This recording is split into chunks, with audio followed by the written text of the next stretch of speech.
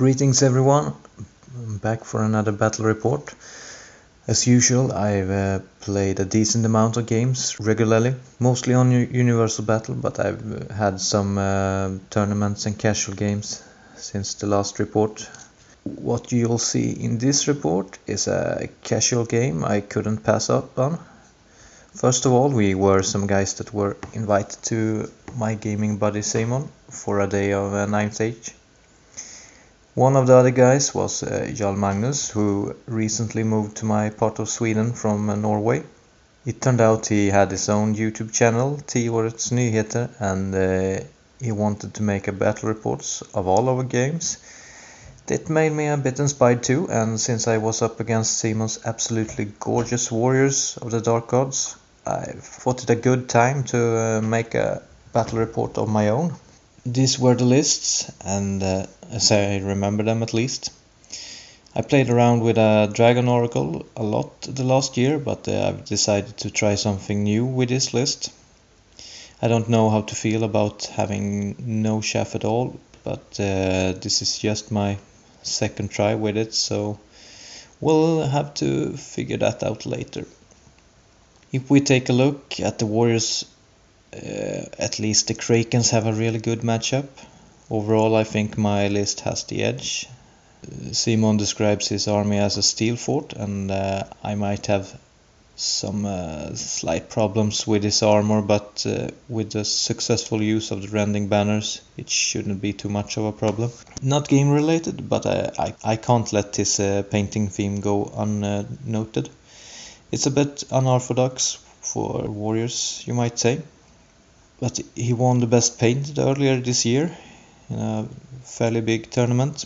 For himself, he says that the theme is inspired by Eichel Hellbrass, the old Warhammer character, with life and vegetation sprouting everywhere he goes. So this is Eichel's army, but when I ask him why he doesn't have the Eichel model itself, he has a rather curious quote on the matter. "I won't buy him, I'll just wait until he falls into my lap."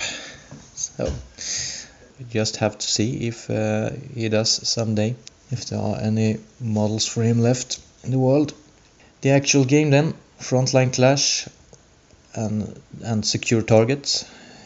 I got to choose side, but I didn't feel like it mattered that much. But since I planned to stay back and play conservative, I didn't want the hill to block my sight in any way, even though it would give him some charge rerolls and such. But if I can keep that in mind, it shouldn't be much of a problem. We alternated deploy, and I ended up winning first turn despite him having +2 on the roll. This picture is from Dread Elves turn 1, and the warrior side from the left, he has all his knights, chosen and ordinary ones. Then warriors with a wizard master, chariots, and some dogs. Forsorn with a doom lord, and on the right he has the barbarians and Feldrax. On the Dread Elf side, a unit of blades on the left, the chariot, tower guards with the BSP, and the altar behind. Next, a Kraken, more blades with the oracle behind. Last two Krakens on the right. Since the deploy, I've tried to push my lines together and move the Krakens and chariots up a bit to check his advance. For magic, I got Touch of the Heart off on his wizard master, and my captain shot one dog down. My plan works so far, and he actually backs up on his left and don't use his full move anywhere else either. He gets Rot Within off on the tower guards, which is a bit unfortunate, but that's it. For Dread Elves turn 2, there is not much movement going on, but I get a rather nice magic round. Ice and Fire kills all but one Warhound, and Touch of the Heart takes another wound from the wizard. My Oracle, on her part, takes a 666 miscast without taking a single wound. so that's nice. The last dog is then finished off by the crossbow of my BSB. Very good round all in all. The chef is gone and his master is now a bit scared to go any closer. Warrior's turn 2, and he moves into charge range, deciding to risk a charge from my chariot after all. For magic, I think he got Hand of Glory off on his wizard, and perhaps Hellfire on a kraken that weathered it without taking a wound. Dread Elves turn 3, and on the right the blades charge the barbarians. That might take me to a good spot. If not, I thought it time to get ready for the Forsawn anyway, so he decided to flee with the barbarians, fail my charge after redirecting against the Forsawn. Fortunately for me, the barbarians never come back again, so perhaps best I could hope for. For movement, I block his Feldrex with a Kraken. Figured that a Kraken should be able to take a charge from them and beat them eventually. On the left, I back as much as possible. The other Krakens and Chariots positions for counter charges as my block are taking position to take the initial charge. I have another good magic round, and Touch of the Heart takes the third wound from his wizard. I think I also got Perception of Strength off on the blades on the right, which makes them no less than awesome, with the Death Trance up too. So, another really good round. The Warriors then decide to take some charges after all. The Feldrex against the Kraken, Forsawn against the blades, and the Knights against the other blade unit. He had planned for some long supporting charges from the other knights and one of the chariots, but none of them made it. His magic is severely neutered, and there is nothing interesting going on there. For combat, the Kraken takes down a whole Feldrek while taking a wound back or something like that.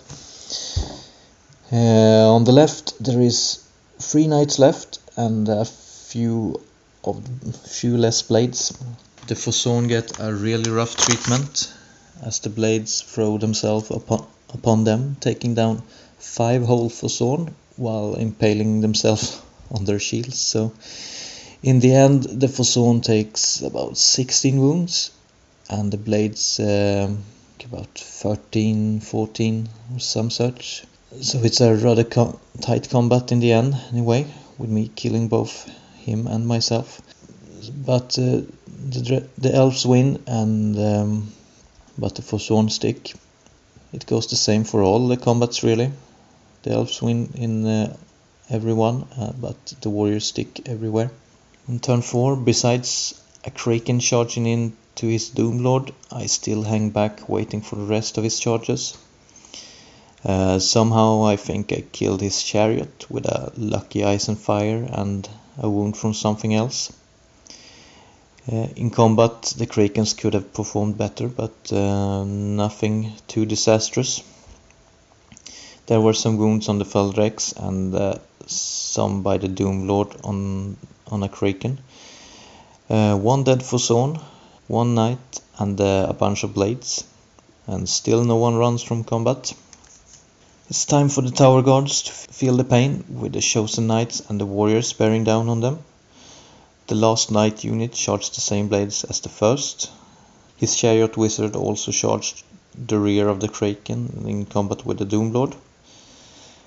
And after this round, there are still no units running, but the dead piles are getting bigger and bigger. My blades on the right are now dead, but the ones on the left are still fighting on. And after popping Rending Banner and him choosing paired weapons, he now only got the 2 champions left. His wizard runs down the Kraken and his Doomlord is finally free from combat, even though he got 2 new Krakens staring down on him. The one with the Feldrex apparently got rid of them quicker than I remembered. And against the Tower Guard, the Warriors do really well. Some lucky rolls there, but not lucky enough. since there is one guard left together with the BSB, which makes them stubborn. And it's turn 5 and nothing will be left out of combat. 2 Krakens against his Lord, my Oracle against his Sorcerer on the Chariot, and the Altar and the Chariot go in to help out the BSB. For magic, I think I got Perception of Strength off on the blades, which spells the end for his Knight Champions. 1 Kraken failed the charge against his Doomlord, but 1 is enough for the task. My Oracle easily finish off his Sorcerer. In the middle he kills my last Tower Guard, but that is also all he does. The last chosen Cav run away with 1 wound left, while the last warriors stick on Steadfast. There was no use for a last round, since he is practically tabled, so we end it there. In the end it was no insane amount of luck anywhere, but with him failing some important charges and dispelling attempts, I felt a bit more favored by the dice at least. That together with a solid play and a good matchup made it to what it was. It was a game where all my units got to live up to their intended purpose, so when it comes to trying out the list, I couldn't be more happy. I had another game a couple of hours later with the exact same result, except 1 less Kraken lost, so it looks really promising, even though that play was rather new to the game.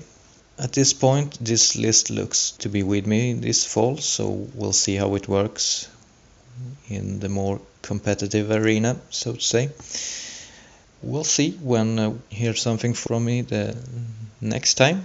If you're interested in some 9th Age merch clothing wise, I've actually designed some t-shirts. Can link to if someone is interested. The next time, take care.